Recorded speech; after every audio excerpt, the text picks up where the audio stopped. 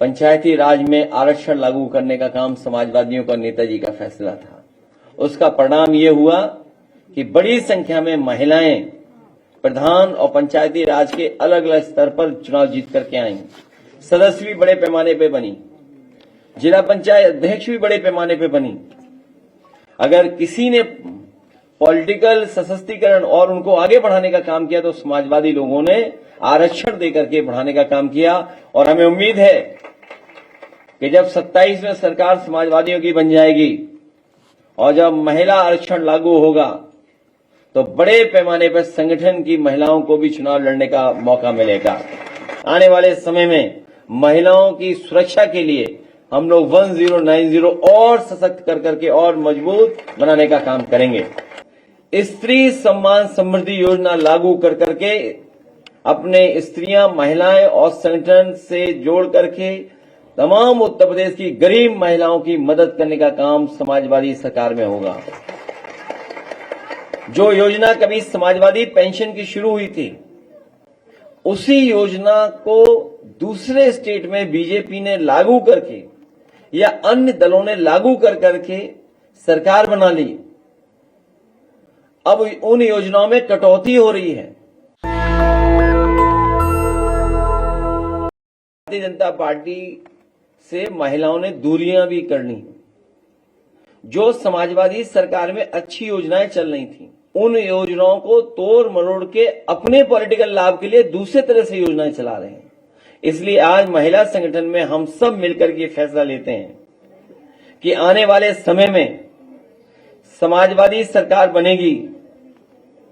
स्त्री सम्मान समृद्धि योजना लागू कर करके अपने स्त्रियां, महिलाएं और संगठन से जोड़ करके तमाम उत्तर प्रदेश की गरीब महिलाओं की मदद करने का काम समाजवादी सरकार में होगा।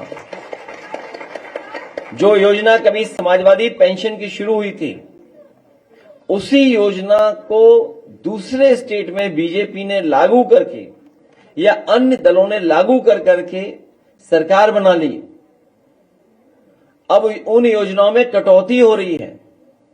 लेकिन वहीं उत्तर प्रदेश में समाजवादी सरकार बनने पर जहां समाजवादी लोगों ने 500 रुपया समाजवादी पेंशन के माध्यम से गरीब महिलाओं को देने का काम शुरू किया था, आने वाले समय में 3000 रुपए देने का काम भी समाजवादी सरकार में होगा गरीब महिलाओं को। विद्याधन इन्होंने बंद कर दिया। सबसे ज्यादा बेटियों को लैपटॉप मिलता था, अब ये लोग रद्दी टैबलेट दे रहे हैं। सुरक्षा के लिए विशेष, जिसको सुप्रीम कोर्ट ने भी अप्रिशिएट किया था योजना को, अन्य प्रदेशों ने देख करके उस तरह की योजना बनाने का काम किया। 1090 कुछ दिन पहले इसकी योजना के बहुत सारे लोग तारीफ करते थे।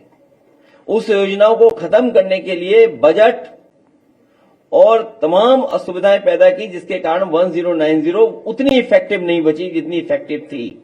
आने वाले समय में महिलाओं की सुरक्षा के लिए हम लोग 1090 और सशक्त कर करके और मजबूत बनाने का काम करेंगे। हम सबने बैठ करके ये भी याद किया, पंचायती राज में आरक्षण लागू करने का काम समाजवादियों का नेताजी का फैसला था। उसका परिणाम ये हुआ कि बड़ी संख्या में महिलाएं प्रधान और पंचायती राज के अलग अलग स्तर पर चुनाव जीत करके आई। सदस्य भी बड़े पैमाने पे बनी, जिला पंचायत अध्यक्ष भी बड़े पैमाने पे बनी। अगर किसी ने पॉलिटिकल सशक्तिकरण और उनको आगे बढ़ाने का काम किया तो समाजवादी लोगों ने आरक्षण देकर के बढ़ाने का काम किया। और हमें उम्मीद है कि जब 27 में सरकार समाजवादियों की बन जाएगी और जब महिला आरक्षण लागू होगा तो बड़े पैमाने पर संगठन की महिलाओं को भी चुनाव लड़ने का मौका मिलेगा।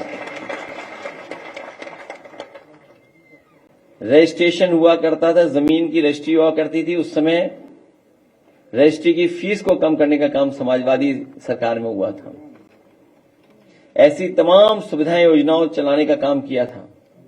आने वाले समय में अगर पुलिस में स्ट्रक्चरल चेंज भी करना पड़ा, आने वाले समय में स्ट्रक्चरल चेंज भी अगर महिलाएं जो पुलिस कांस्टेबल उनको काम करने के लिए करना पड़ा, तो समाजवादी सरकार में जिस तरीके से हम लोगों ने पुलिस हेडक्वार्टर बनाया, तो महिलाओं की सुरक्षा के लिए भी अगर कोई बड़ा फैसला लेकर के हम लोगों को काम करना पड़ेगा तो वो काम करने का काम हम लोग करेंगे। नेशनल दस्तक की आपसे गुजारिश है कि अगर इसको बचाना चाहते हैं तो नेशनल दस्तक को सब्सक्राइब करने के लिए रेड कलर के सब्सक्राइब बटन को दबाएं, फिर बेल आइकन की घंटी दबाएं। नेशनल दस्तक को बचाने के लिए बहुत जरूरी है कि हर खबर को शेयर करें, लाइक करें, कमेंट जरूर करें।